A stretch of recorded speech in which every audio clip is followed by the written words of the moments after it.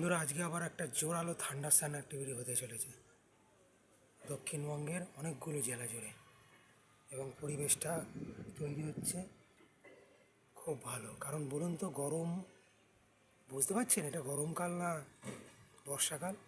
আমি তো বুঝতে পারছি না এপ্রিল মাস থেকে। এটাই হচ্ছে আইওডির মজা। আইটিসি যে একটা রেডি হয়েছিল, এলনিনো ছিল, কিন্তু এলনিনো থাকলে কী হবে, তিনখানা ত্রিশূল চলছে। আইটিসি যে হ্যান্ডেল করছে মাঝখানে, আর ডান দিকে রয়েছে মনে করুন আইওডি, আর বাঁ দিকে রয়েছে এমজেএম, মানে হচ্ছে বৃষ্টি বলয়।